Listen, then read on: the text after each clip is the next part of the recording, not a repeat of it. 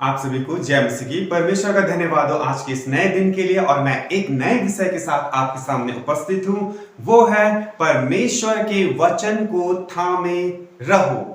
Hallelujah, परमेश्वर का धन्यवाद हो। और इसके लिए हम सीधे वचन की ओर चलेंगे और गौर करेंगे कि वचन हमें किस प्रकार से सिखाता है, कि हमें किस प्रकार से वचन को थाम के रखना है। हालेलुया।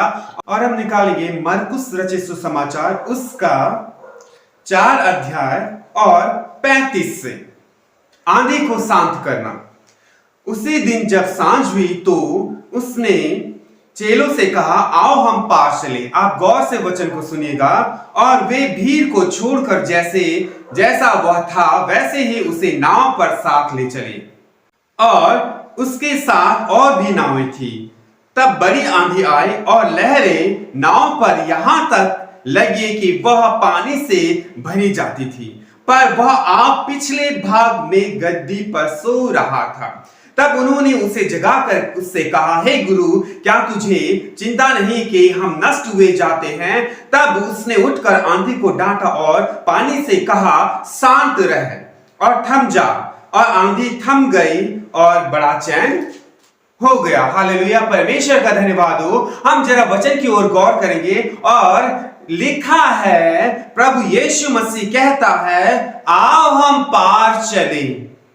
तो आप पर हम गौर करें, जो परमेश्वर जिसने इस जमीन और आसमान को बनाया है, वो प्रभु यीशु मसीह कह रहा है कि आओ हम पार चले, तो मतलब हम पार पहुंचेंगे।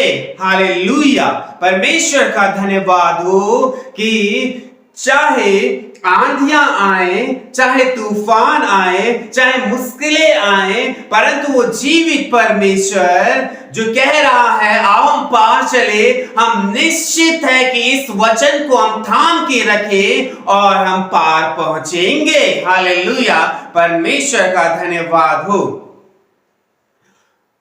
वो स्वर्ग और पृथ्वी को बनाने वाला परमेश्वर कह रहा है कि आओ हम पार चले, तो क्या उसकी बनाई हुई सृष्टि अर्थात समंदर उन्हें डुबो सकता था या डुबो सकता है? कदापि नहीं। हमको आपको गौर करने की जरूरत है और हमको आपको परमेश्वर के वचन को थामने की जरूरत है कि जो परमेश्वर कह रहा है हम उस पर पूरी रीति से भरोसा रखें और उस वचन को थाम ले।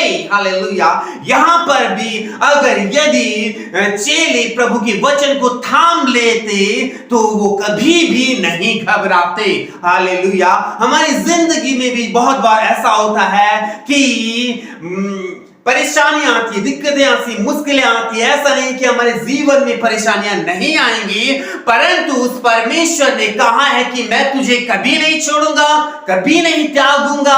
तो वो परमेश्वर कह रहा है तो वो कभी नहीं छोड़ेगा। हालेलुया, मतलब वो पार ले चलेगा और वो पार ले जाएगा। हालेलुया, परमेश्वर का धन्यवाद हो। तो कई बार हमें विचार परमेश्वर के विरोध में ले चलने की कोशिश करते हैं, परंतु इसी को कहते हैं कि परमेश्वर के वचन को थामे रखो।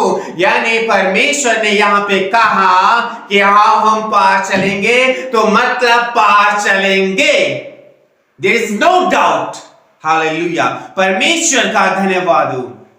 और मैं आपको एनकरेज करने के लिए यह वचन पढ़ूंगा, 2 इतिहास उसका 20 अध्याय उसका 15 वचन। इस प्रकार से यहां पे लिखा है, यहोवा तुमसे यूं कहता है, तुम इस बड़ी भीड़ से मत डरो और तुम्हारा मन कच्चा ना हो, क्योंकि युद्ध तुम्हारा नहीं परंतु परमेश्वर का है। हालेलुया, परमेश्वर का धन्यवाद हो। हम इस बड़ी भीड़ से ना डरे, यानी इस बड़े भीड़ वाले विचारों से ना डरे, ना घबराएं, क्योंकि युद्ध तुम्हारा नहीं, युद्ध परमेश्वर का का है और निश्चित तौर पर युद्ध परमेश्वर का है, तो 100% जीत हमारी होगी। हालेलुया। तो परमेश्वर का धन्यवाद हो। आप परमेश्वर के वचन को थाम के, दृढ़ता से थाम के रखे, निराश ना हो, हताश ना हो। परमेश्वर आपको पार ले चलने वाला परमेश्वर है, वो कभी छोड़ने वाला परमेश्वर नहीं है। हालेलुया। परमेश्वर का धन्यवाद हो। आए हम प्रार्थना में चलें। धन्यवाद पिता परमेश्वर आज के दिन के लिए। हम तेरी स्तुति, तेरी तारीफ, तेरी हम्द और सना करते हैं, तेरी प्रशंसा करते हैं। पिता हम प्रार्थना करते हैं कि एक देखने वाला, एक सुनने वाला तेरी आत्मा से भर जाए और हर एक प्रभु डर भय निकल जाए। यीशु मसीह के नाम से इनको छुए right now in Jesus name. Hallelujah. धन्यवाद के साथ पिता हम इस दुआ को यीशु मसीह के नाम से मांगते हैं। आमीन। आप सभी को जय मसीह की।